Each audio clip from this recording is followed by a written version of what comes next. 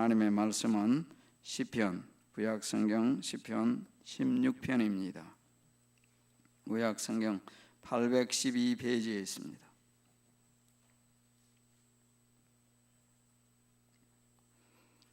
(8절에서) (11절까지) 교독합니다.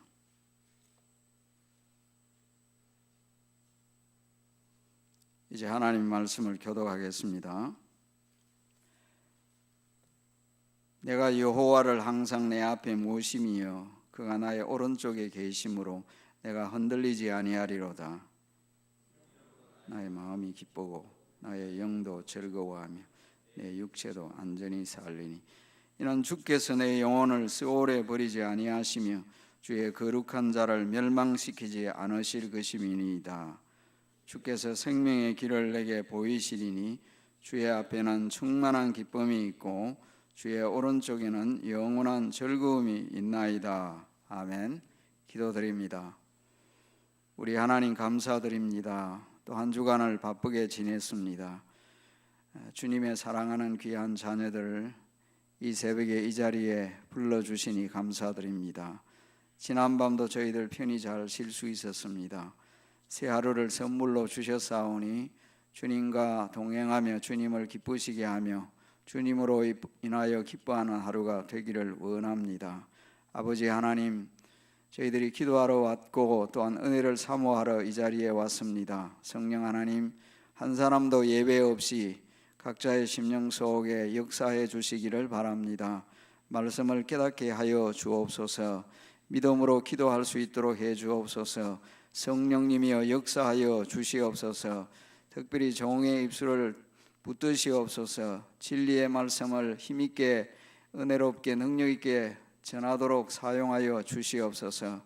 함께 하심을 미사오며 예수님 이름으로 기도합니다. 아멘.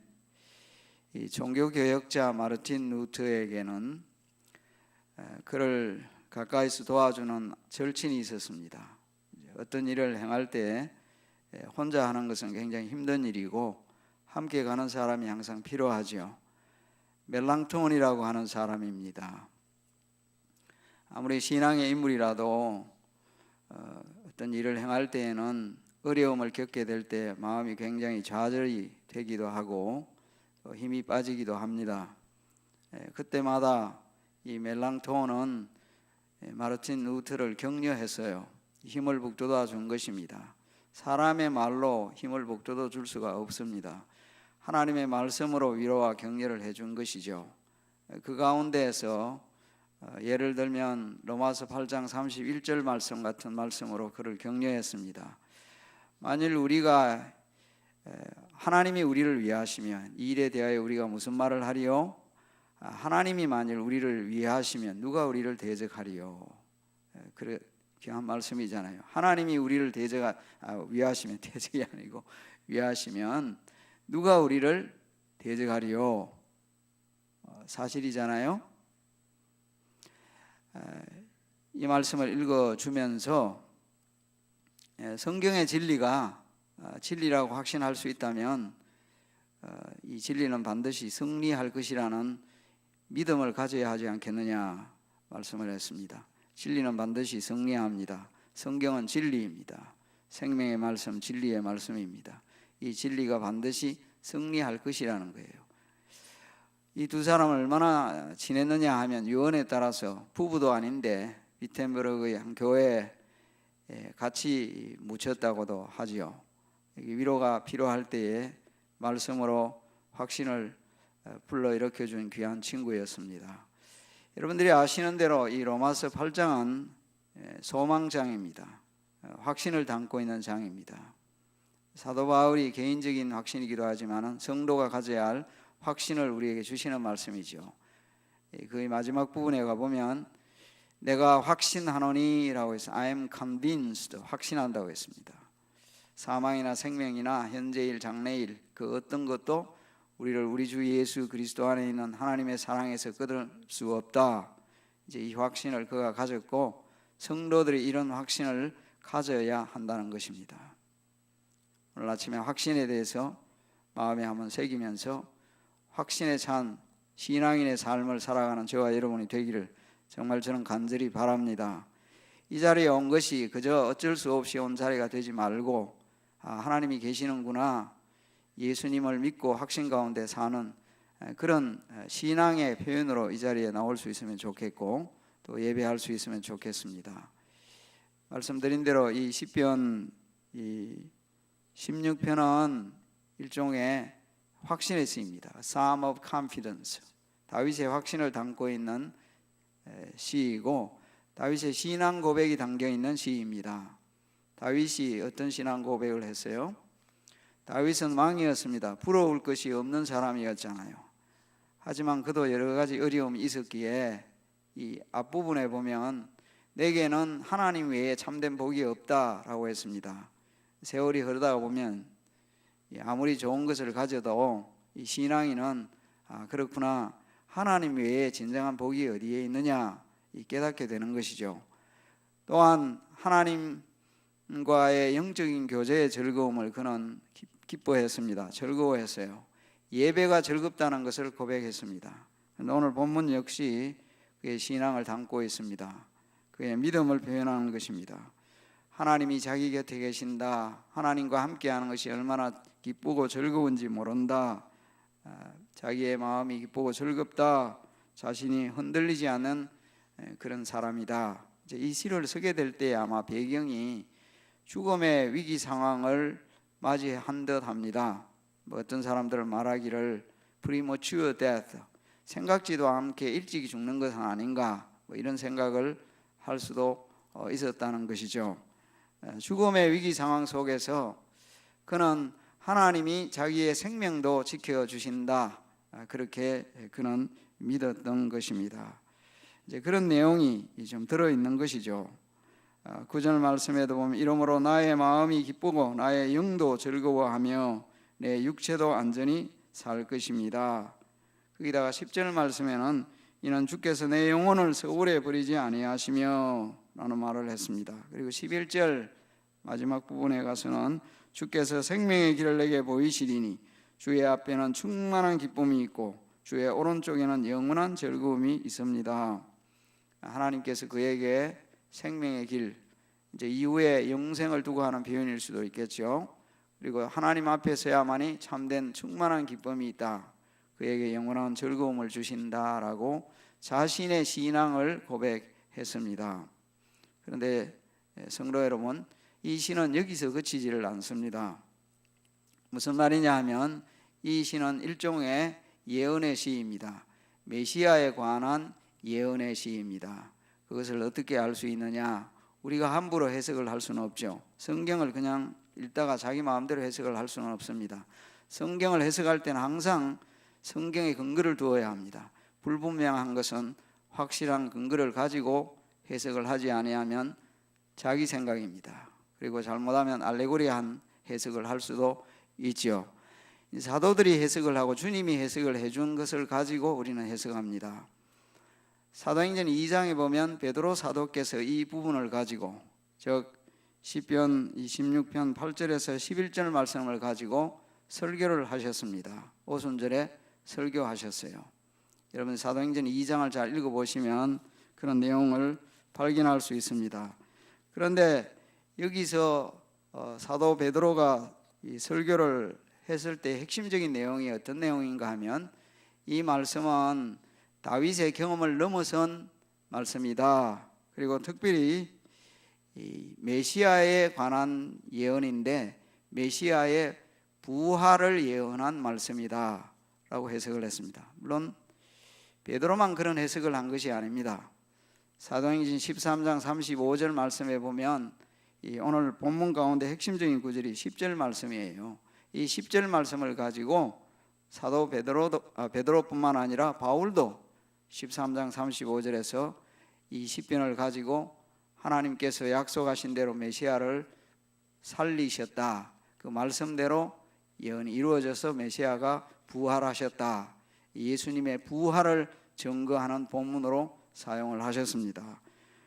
이 베드로가 이 설교를 하게 된 것은 어떻게 해서 이런 설교를 하게 되었을까? 물론 사도적인 권한, 성령님께서 그에게 은혜를 주셔서 이 말씀을 깨닫게 하셨다는 것도 있겠지만은, 제가 확실하게 생각하는 것은 예수님이 사도들에게 말씀을 가르쳐 주셨기 때문이라고 믿습니다. 여러분들 아시는 대로 예수님은 부활하시고 세상에 계실 때 40일 동안 제자들에게 성경을 자세하게 다 풀어 설명해 주셨어요. 누가복음 24장 말씀에 보면 예수님은 구약 성경 모세 오경과 또 시편과 선지자들의 그 말씀을 가지고 자기에 관한 말씀을 자세히 다 설명을 해 주셨어요. 시편 말씀 가지고 설명을 해 주셨다는 거예요. 아마도 이 시편 16편의 말씀 가지고 이 말씀은 다윗 자신의 경험을 넘어선 바로 나에 관한 하나님의 말씀이다 라고 설명을 해 주셨을 가능성이 굉장히 크다라는 말씀입니다. 제가 사도행전 2장의 말씀을 읽어보면 이렇게 베드로가 설교를 했어요. 앞서 말씀하시기를 하나님께서 그를, 메시아 예수님 말합니다, 사망의 고통에서 풀어 살리셨으니 이는 그가 사망에 매여 있을 수 없었음이라. 예수님은 사망에 매여 있을 수 있는 그런 분이 절대로 아니다. 왜냐하면 25절에 다윗이 그를 가리켜 이르되, 다윗은 메시아에 대하여 이런 말씀을 하였다라고 하면서 바로 오늘 본문에 있는 시편 16편 8절에서부터 11절 말씀을 그대로 인용을 했습니다. 인용을 하고 난 뒤에 이렇게 덧붙여 설교를 하십니다. 29절 이하입니다. 형제들아, 내가 조상 다윗에 대하여 담대히 말할 수 있노니 다윗이 죽어 장사되어 그 묘가 오늘까지 우리 중에 있도다. 다윗은 죽어서 지금 그 묘가 있는 것이죠.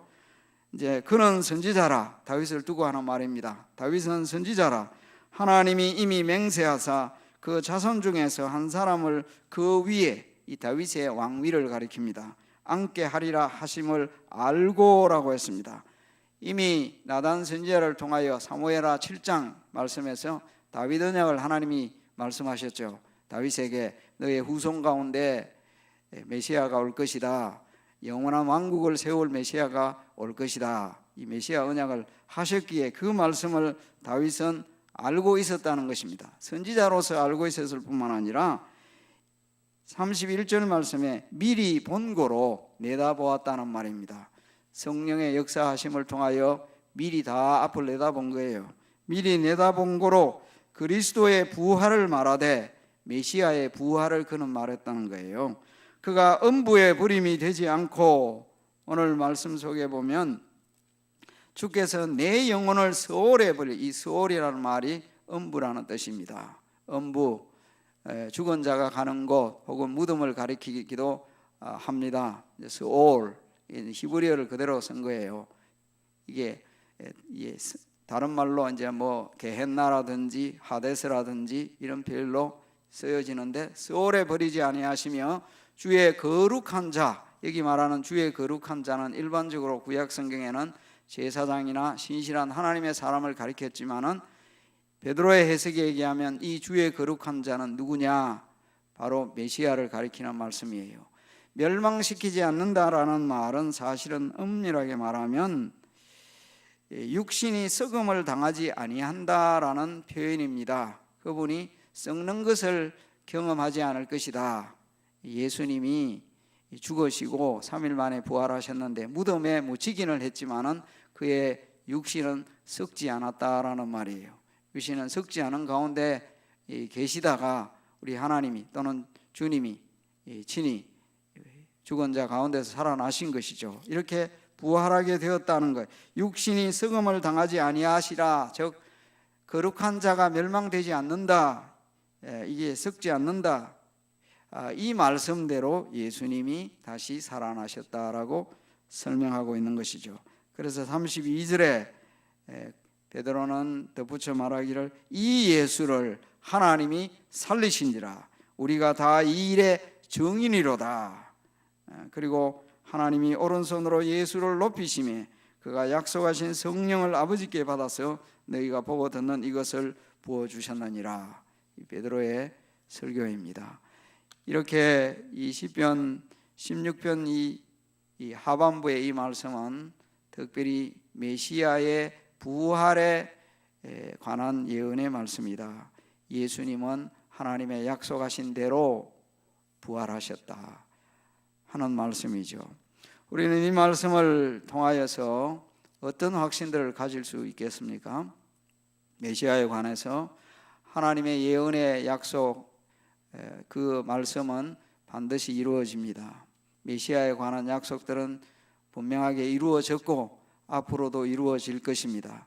그 부활하신 주님이 하늘 우편에 계시면서 우리 신앙 고백한 대로 우리 위하여 중보기도 하실 뿐만 아니라 다스리시고, 우리는 지금 육신의 눈으로는 잘 보지 못하지만은 심판의 주로 반드시 오실 것입니다. 매일 신앙을 이 신앙 가운데서 또 고백하면서 사시는 저와 여러분이 되기를 간절히 바랍니다.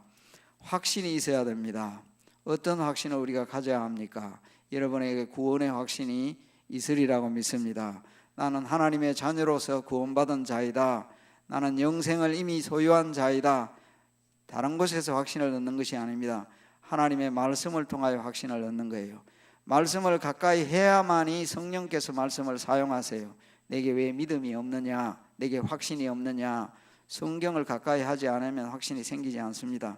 말씀을 계속 들어야 해요. 성령께서는 말씀을 통하여서 우리 속에 믿음이 생기게 하시고 확신이 들게 하시는 거예요.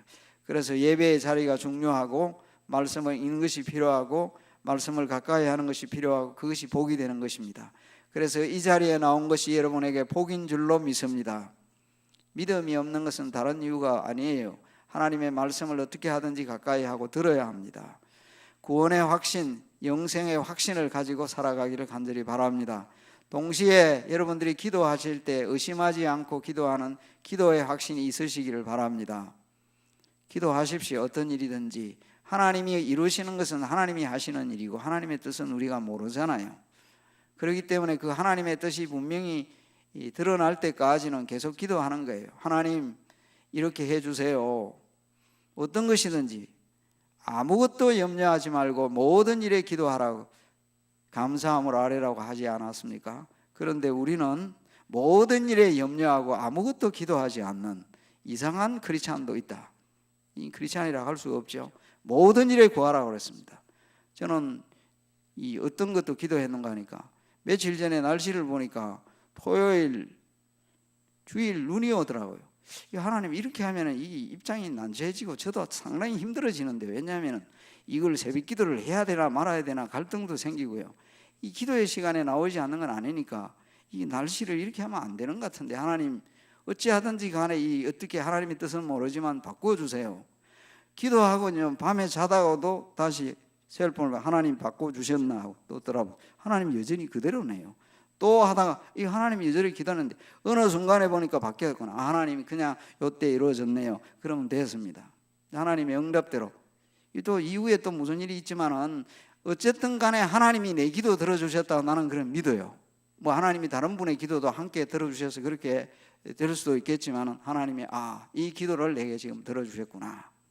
여러분의 삶 속에 또 모든 것을 구하라고 했습니다. 범사에 크고 작은 게 없어요. 기도 응답의 확신 가지고 의심하지 않고 기도하시기를 간절히 바랍니다. 그리고 하나님이 나와 동행하신다. 교제의 기쁨과 동행의 기쁨을 누려야 하겠습니다. 이 왕인 다윗은 그렇게 살았잖아요. 사망의 엄침한 골짜기로 다닐지라도 내가 해받음을 두려워하지 않을 것은 주께서 나와 함께 하심이라. 주님이 어느 사망의 엄침한 골짜기 속에도 나와 함께 하신다. 동행하심의 확신을 그는 가지고 있었잖아요. 성령님이 인도하십니다. 성령님의 인도하심을 확신하십시오. 최종적 승리를 확신해야 합니다. Eternal security. 로마서 8장에 있는 말을 대로 사도 바울이 내가 확신하노니 하나님의 사랑 가운데 나는 있다. 최후 승리를 나는 믿는다. 이런 확신 가운데 사시기 바랍니다. 확신 있는 사람은 눈빛이 다르고 말이 다르고 삶이 다른 거라고 믿습니다. 신자는 그렇게 살아야 된다고 믿습니다. 오늘도 하나님이 주시는 이 말씀 위에 당당하게 믿음으로 용기 있게 기쁘게 즐겁게 살아가는 하루가 되기를 우리 주님의 이름으로 간절히 기원합니다. 기도하겠습니다.